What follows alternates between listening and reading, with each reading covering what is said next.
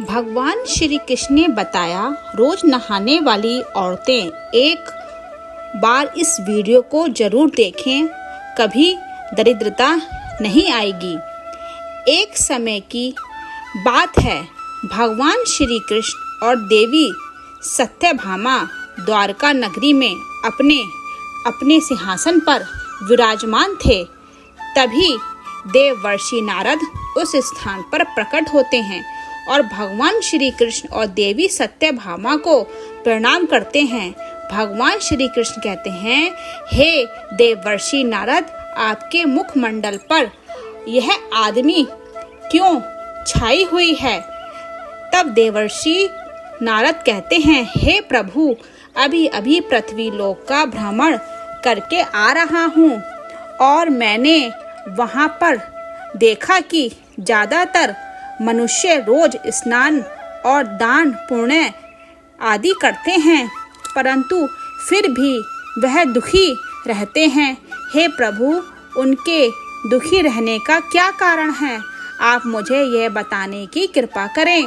और प्रत्येक मनुष्य जो पृथ्वी लोक पर स्नान करते हैं, उन सभी को कैसे स्नान करना चाहिए?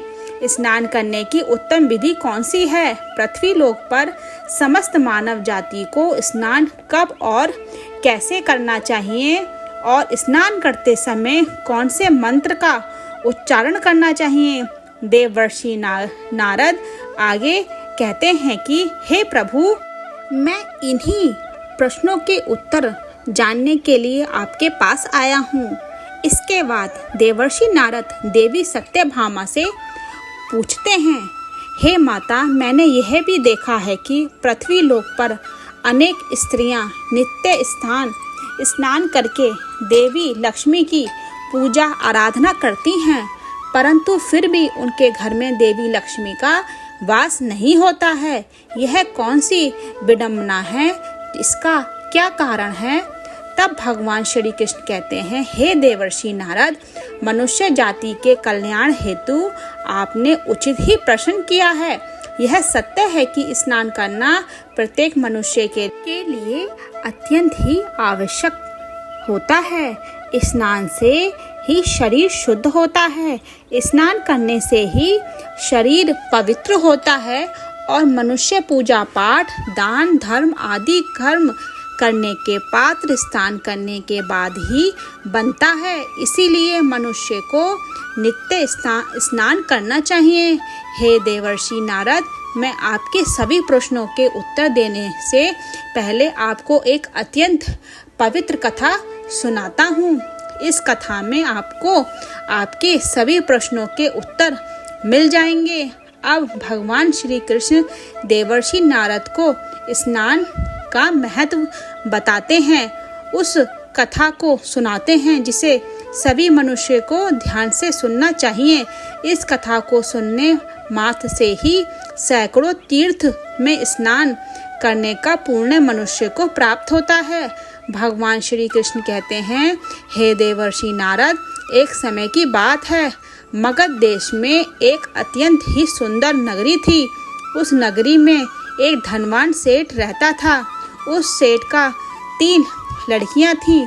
वह सेठ इतना धनवान था कि उसने अपनी लड़कियों को कभी किसी चीज की कमी नहीं होने दी थी। सेठ ने लड़कियों को बड़े ही प्यार से पाला था। वह तीनों लड़कियां अत्यंत सुंदर तथा अपने चंचल स्वभाव की वजह से मन को मोह कर लेने वाली थी। एक पिता को जो कर्तव्य होता है, उस सेठ ने सब कुछ पूरा किया। अपनी लड़कियों को उसने सब कुछ दिया जो उनको चाहिए था, परंतु उस सेठ ने एक गलती की थी। वह गलती यह थी कि उसने अपनी लड़कियों को शास्त्र ज्ञान नहीं दिया था। इसीलिए वजह से जीवन में सब कुछ पाकर भी उसकी लड़कियों का जीवन अधूरा था। ज्ञान के बिना कोई भी मनुष्य पूर्ण जीवात्मा नहीं बन सकता। इतना धन और सौंदर्य होकर भी उस सेठ की लड़कियों के पास वह नहीं था जो प्रत्येक स्त्रियों के पास होना चाहिए। धीरे धीरे जब उस सेठ की तीनों लड़कियां जवान हुई तो उसने उन तीनों लड़कियों का विवाह बड़े बड़े व्यापारियों के लड़कों के साथ कर दिया, जिसकी वजह से उस सेठ की तीनों लड़कियां राजमहल जैसे घरों में रहने के लिए चली गईं। वह तीनों जैसी ही पहले के लिए अपने अपने पतियों के घर गईं तो वहां पर उनका भव्य स्वागत किया गया। विवाह के बाद की जो रस्में होती हैं उन सभी रस्मों को पूरा किया गया।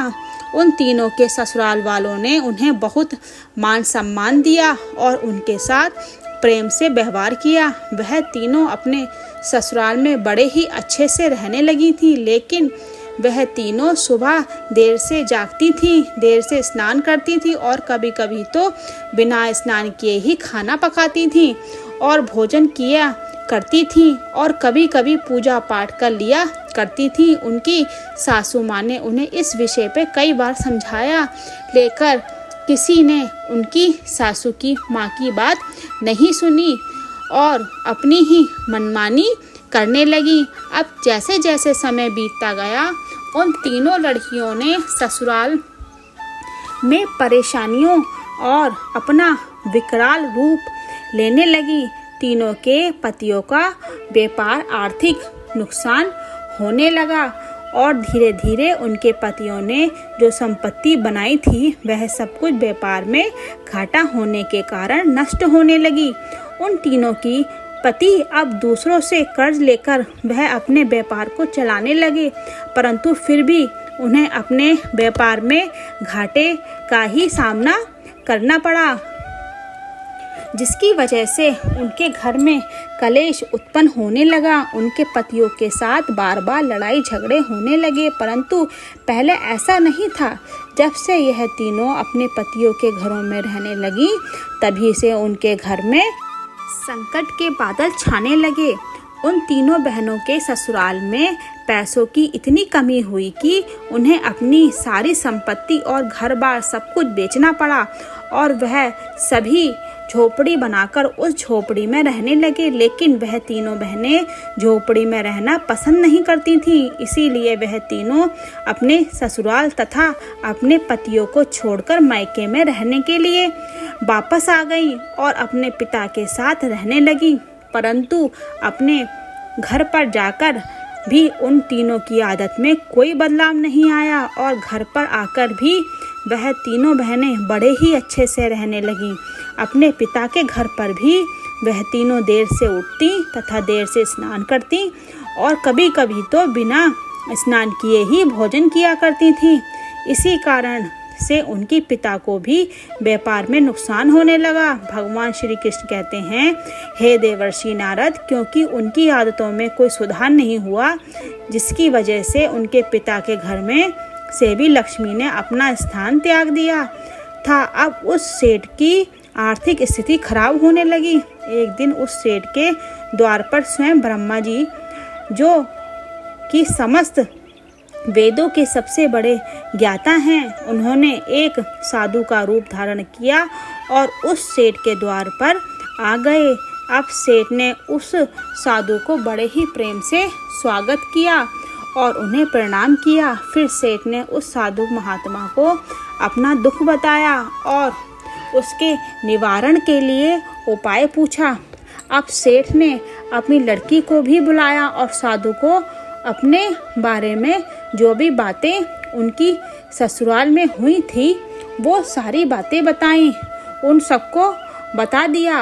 अब साधु के भेष में स्वयं ब्रह्मा जी ने जैसे ही उस सेठ की तीनों लड़कियों की तरफ देखा तो उन्हें सच्चाई का पता चल गया, क्योंकि उन तीनों बहनों के चारों ओर नकारात्मक शक्ति का घेरा बना हुआ था, जिसकी वजह से वह जहाँ पर भी जाती वह नकारात्मक का ऊर्जा उनकी पीछा नहीं छोड़ती थी। अब साधु ने उस सेठ से कहा, सुनो, तुम्हारी तीनों लड़कियों की आदतों के कारण उनके चारों ओर नकारात्मक ऊर्जा का मजबूत घेरा बना हुआ है। इसी कारण से यह तीनों जहाँ पर भी जा रही हैं वहाँ पर केवल दुख और संकट जा रहे हैं।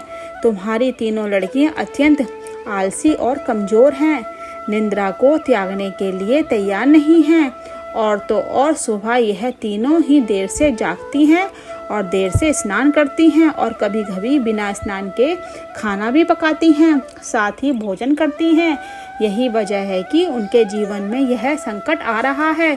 अब उस साधु के सेठ को और उसकी लड़कियों को अत्यंत महत्वपूर्ण बात बताई और उनसे कहा कि मैं आज तुमको जो बताने जा रहा हूँ उसका नित्य पालन करने से प्रत्येक मनुष्य धनवान बन जाता है।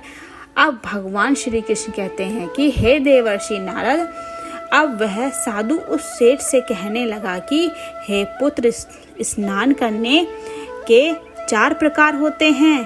पहला ब्रह्म स्नान, दूसरा देव स्नान, तीसरा आर्ष स्नान और चौथा मानव स्नान।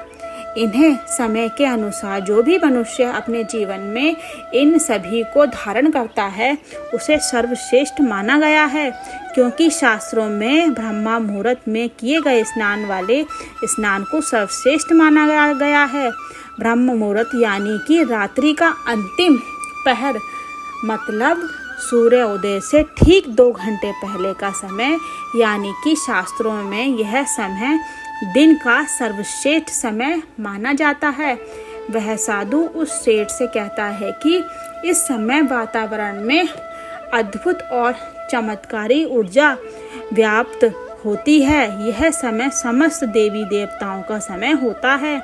देवताओं का स्मरण करते हुए ब्रह्म मुहूर्त में किए गए जाने वाले ब्रह्म स्नान को सर्वश्रेष्ठ स्नान माना गया है, क्योंकि इस समय स्नान करने के तुरंत बाद सूर्य देवता को जल देने से जीवन में सुख समृद्धि और शांति आती है। दिन भर मनुष्य के तन मन में सकारात्मक ऊर्जा का संचार बना रहता है। ब्रह्म स्नान करने के बाद मनुष्य रोग तथा बीमारियों से दूर रहता है। ब्रह्म मुहूर्त में स्नान करने वाले मनुष्य का शरीर निरोगी और स्वस्थ रहता है। अब वह साधु उस सेठ से कहने लगा कि दूसरा स्नान है देव स्नान। सुबह 5 बजे से 6 बजे के बीच किया जाने वाला स्नान देव स्नान कहलाता है। इस समय देवी देवताओं का स्मरण करते हुए नदियों में किए जाने वाले स्नान को भी श्रेष्ठ स्नान माना जाता है। इस समय स्नान करने से मनुष्य के शरीर में सकारात्मक ऊर्जा का समावेश होता है, जिसकी वजह से सभी प्रकार की नकारात्मक ऊर्जा तथा बुराई शरीर से बाहर निकल जाती है। देव स्नान के समय स्नान करने से तन के साथ साथ मन भी पवित्र हो जाता है। इस समय पर स्नान करने से धन संपत्ति में वृद्धि होती है। मनुष्य को सभी प्रकार के सुख की प्राप्ति होती है। अब वह साधु आगे कहते हैं कि सुबह सुबह जब आकाश में तारे नजर आते हैं उस समय किए जाने वाले स्नान को आर्ष स्नान कहते हैं। यह स्नान भी श्रेष्ठ स्नान होता है। इस समय स्नान से मन को शांति मिलती है। चौथा है कि मानव स्नान सुबह 6 बजे से 8 बजे के बीच में किया जाने वाला स्नान मानव स्नान कहा जाता है। यह स्नान सूर्योदय के समय या सूर्योदय के ठीक बाद में किया जाता है। वह साधु उस सेठ से कहते हैं कि इस समय स्नान करने से शरीर में दिन भर ताजगी और स्फूर्ति और सकारात्मक ऊर्जा व्याप्त रहती है, जो हमें किसी भी कार्य को करने के लिए उत्साह तथा प्रेरणा की स्फूर्ति देती है। परंतु मनुष्य को कभी भी सूर्योदय के 2 घंटे बाद स्नान नहीं करना चाहिए, अर्थात सुबह 8 बजे के बाद स्नान करना उचित नहीं माना गया है। इस समय वातावरण में व्याप्त देवी शक्तियाँ बहुत कम होती हैं, इसलिए इस समय में स्नान करने पर प्रत्येक मनुष्य में उत्साह और ऊर्जा को भी कमी हो जाती है, जिसकी वजह से मनुष्य दिन भर आलस का अनुभव करता है। उसे पूरे दिन शरीर में सुस्ती रहती है, जिसकी वजह से किसी भी काम को करने में उनका मन नहीं लगता है। सुबह 8 बजे के बाद स्नान करने से व्यक्ति के जीवन में दुर्भाग्य आता है, उसके शरीर में नकारात्मक ऊर्जा का वास होता है। ऐसा मनुष्य जिस स्थान पर भी जाता है उसके साथ साथ उसका दुर्भाग्य भी उसके साथ चलता है। अब वह साधु कहते हैं कि हे पुत्र, तुम्हारी यह तीनों लड़कियों सुबह देर से स्नान करती थीं, जिस कारण के अनेक इनके ससुराल की सारी संपत्ति नष्ट हो गई है और इनके पति दरिद्र हो गए हैं और अब इनकी वजह से ही तुम्हारी भी संपत्ति नष्ट हो जा रही है।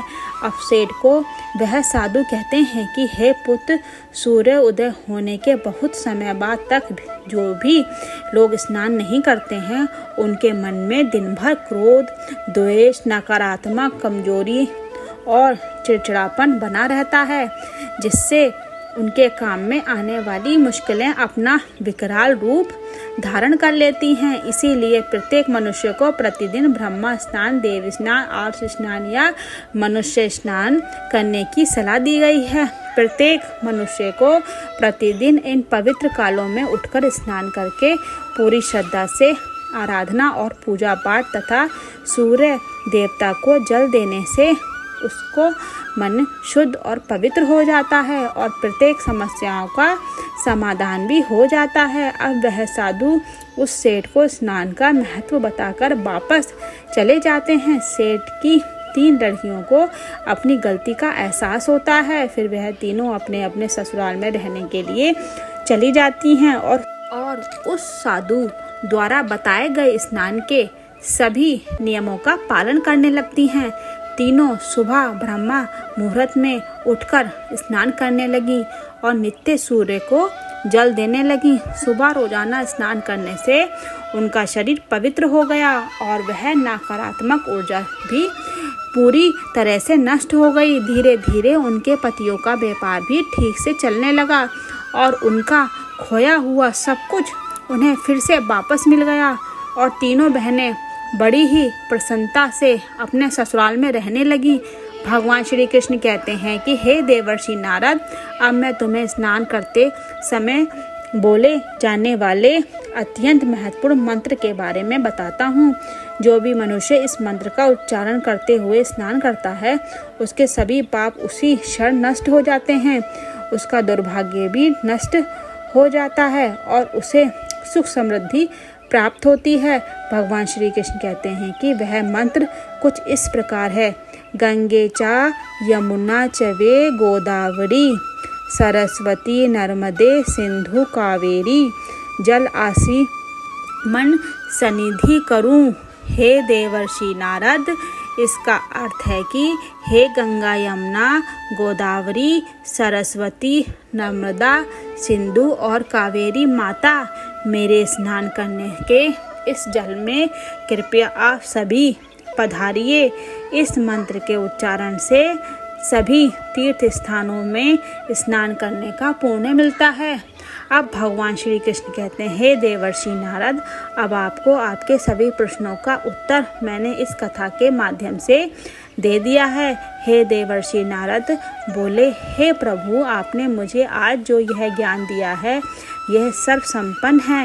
इस ज्ञान का अवलोकन समस्त लोकों में करूँगा। इस प्रकार से स्नान में दान का बहुत महत्व होता है। इसलिए हमें रोज़ सुबह जल्दी उठकर स्नान करना चाहिए। सुबह 8 बजे के बाद स्नान करना अशुभ माना जाता है। वीडियो और अगर पसंद आया हो तो वीडियो को लाइक करें और हमारे चैनल को भक्ति 24 टीवी को सब्सक्राइब करें और अपने दोस्तों के साथ शेयर करें। धन्यवाद।